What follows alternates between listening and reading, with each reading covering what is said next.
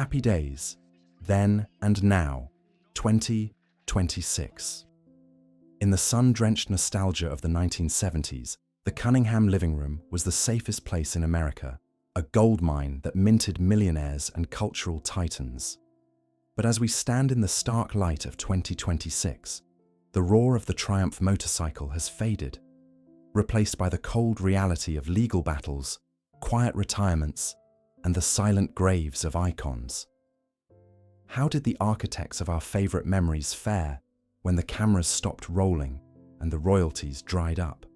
Is the Happy Days legacy a testament to enduring wealth, or a cautionary tale about the brutal shelf life of a Hollywood paycheck? Number 1.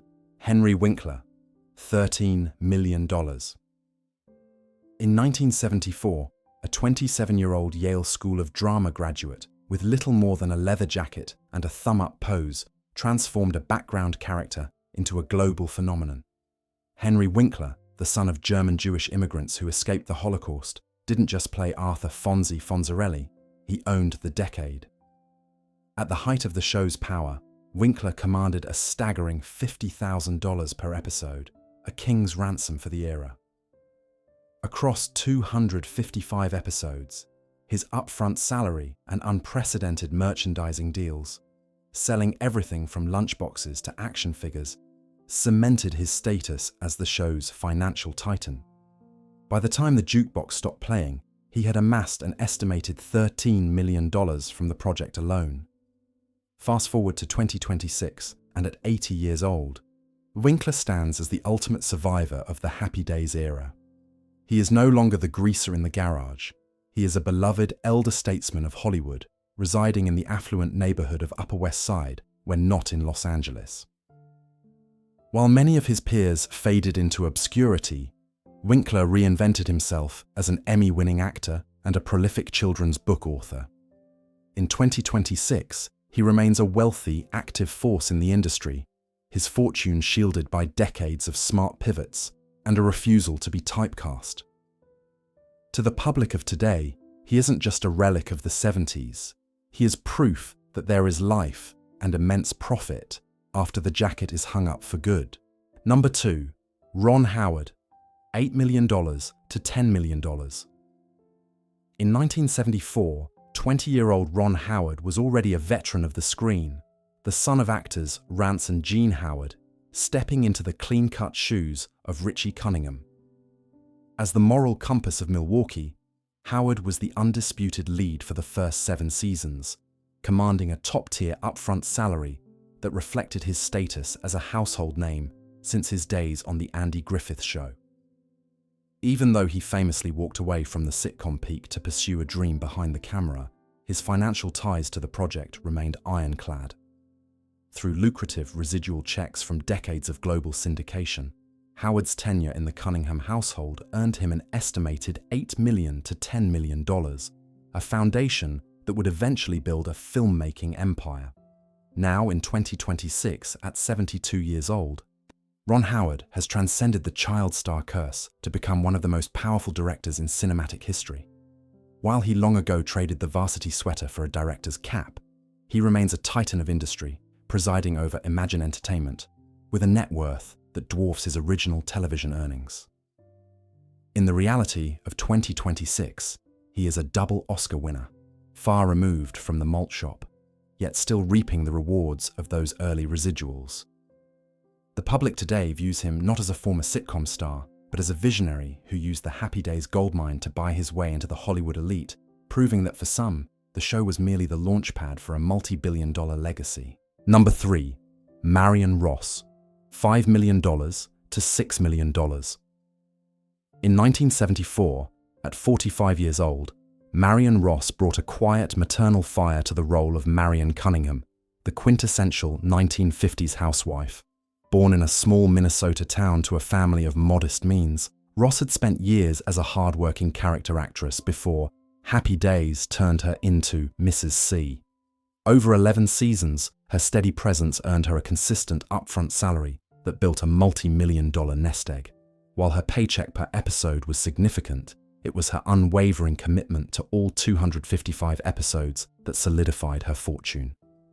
By the time the series finale aired, her earnings from the show alone were estimated at a staggering $5 million to $6 million, a reward for being the emotional anchor of a television dynasty. Fast forward to 2026, and at 97 years old, Marion Ross remains the matriarch of the Happy Days family, though she has long since retired from the screen. In the reality of 2026, she lives comfortably in her storied home, Happy Days Farm in the San Fernando Valley. Her financial legacy was notably bolstered in 2012 when she, along with several co-stars, won a landmark legal battle against CBS, securing an additional $65,000 settlement over unpaid merchandising revenue from slot machines and toys. Today, the public views her with immense reverence. She is the survivor who fought for her fair share of the Happy Days goldmine, proving that even a suburban housewife could command respect and a massive payout in the shark-infested waters of Hollywood. Number 4. Tom Bosley, $4,500,000 to $5 million. In 1974, 47-year-old Tom Bosley stepped into the role of Howard Cunningham, the quintessential 1950s patriarch and hardware store owner. Born in Chicago to a family with deep roots in the city, Bosley was already a Tony Award-winning stage veteran before he ever set foot in the Cunningham living room. Over the course of 11 seasons, his steady, authoritative presence earned him a rock-solid upfront salary that made him one of the most reliable earners in the sitcom world. By the time the final "I" was uttered, Bosley's financial harvest from his tenure as Mr. C was estimated at a commanding $4.5 million to $5 million. A fortune built on a decade of being America's favorite father figure. Fast forward to 2026, and the world remembers Tom Bosley as a pillar of television history who passed away in 2010 at the age of 83. While he is no longer with us, his financial legacy continues to provide for his family in the reality of 2026. His estate was a key part of the 2012 landmark legal settlement against CBS, ensuring that even after his death, his family received their rightful share of the merchandising and slot machine revenue that his likeness helped generate. Today, the public views Bosley not just as a talented actor, but as the patriarch of a legal precedent that forced studios to pay their stars what they were truly worth, proving that Howard Cunningham's business sense extended far beyond the walls of a fictional hardware store. Number 5. Al Molinaro, $3 million to $3,500,000. In 1976, at the age of 56, Al Molinaro brought his unmistakable face and comedic timing to the role of Al Del Vecchio, the lovable drive-in owner with a heart of gold. The son of Italian immigrants in Wisconsin, Molinaro had spent years in real estate and minor roles before Happy Days turned his "yep, yep, yep, yep" into a national catchphrase. Joining the cast in Season 4, he secured a significant upfront salary through Season 9, earning an estimated $3 million to $3.5 million from the project. His character was so iconic that it spawned lucrative spin-off appearances and high-paying commercials, turning his late career break into a multi-million-dollar retirement fund that few actors his age could ever dream of achieving. Fast forward to 2026, and Al Molinaro is remembered as the soulful heart of Arnold's Drive-In, having passed away in 2015 at the venerable age of 96. In the reality of 2026, his financial legacy remains a testament to the power of a breakout supporting role. His estate continues to benefit from the residuals of a show that never truly stopped airing somewhere in the world. While he spent his final years comfortably retired in California, far from the cameras, the public of today still views him with a warm, nostalgic smile. He remains the gold standard for character actors, a man who proved that you don't need to be the lead to walk away with a millionaire's fortune and a permanent place in the Hall of Television Legends. Number 6. Anson Williams, $2,500,000 to $3 million. In 1974, 24-year-old Anson Williams, a Los Angeles native with a background in musical theater, was cast as Warren Potsie Weber, the well-meaning but often gullible best friend. Throughout the entire 11-season run, Williams was a constant fixture at Arnold's drive-in, securing a steady upfront salary that grew with the show's explosive popularity.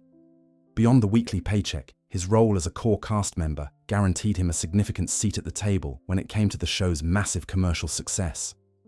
By the time the series concluded, his total earnings from the project were estimated between $2.5 million and $3 million, a considerable sum for an actor whose character started as a simple sidekick. Now, in 2026, at 76 years old, Anson Williams has successfully pivoted from the screen to the director's chair and the world of business. Residing in California, he is far from the clueless teenager he once portrayed. In the reality of 2026, he is respected as a savvy industry veteran and a former mayoral candidate who understands the mechanics of power.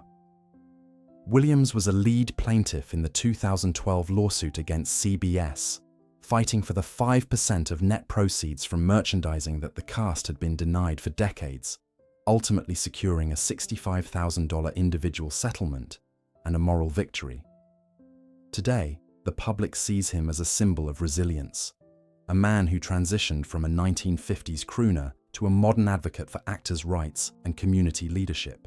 Number 7. Donny Most, $2 million. In 1974, 21-year-old Donny Most, a Brooklyn-born talent who had originally auditioned for the role of Richie, instead became the mischievous Ralph Malph.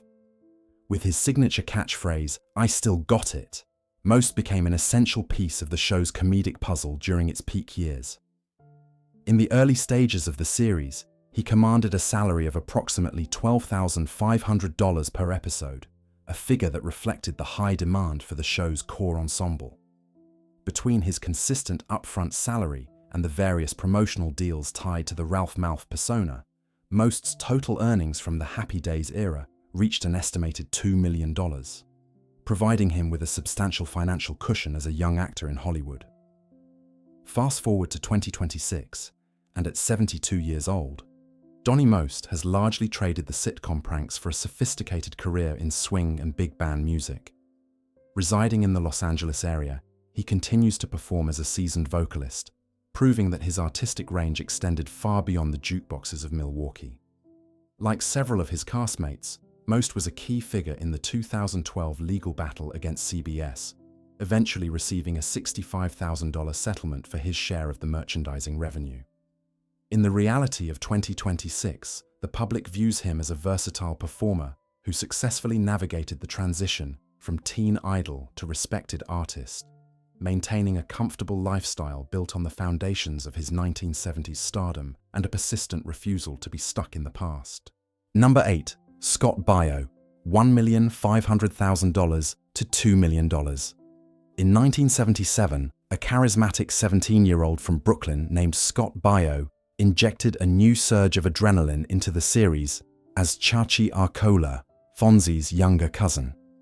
Joining the cast in season 5, Baio quickly became a teen idol sensation, causing his upfront salary to skyrocket as his popularity rivaled the established leads.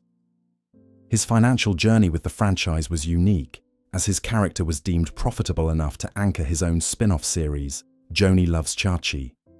Between his escalating per-episode fees on the main show and his leading man contract for the spin-off, Baio's total take-home pay from the Happy Days universe reached an estimated $1.5 million to $2 million, a massive fortune for an actor who hadn't even reached his mid-20s. Now, in 2026, at 65 years old, Scott Baio remains one of the most polarizing figures of the original ensemble. Living in Florida after a high-profile move from California, he has largely traded the Hollywood soundstages for political activism and a life outside the mainstream entertainment bubble. In the reality of 2026, his wealth remains stable, bolstered by decades of sitcom work that followed his breakout role. Yet his relationship with the public has shifted dramatically from the heartthrob of the 70s to a vocal, often controversial, public commentator. While he no longer commands the same screen presence he did in the malt shop, the public of today acknowledges him as the firebrand who proved that a supporting character could become a brand of their own, for better or for worse. Whether their journeys led to the glittering heights of Hollywood power or the quiet, somber corners of a forgotten trailer park, the stars of Happy Days remain etched into our collective consciousness. Their stories serve as a poignant reminder that while fame is a fickle companion and fortunes can vanish like a fading laugh track, the art they created is truly immortal.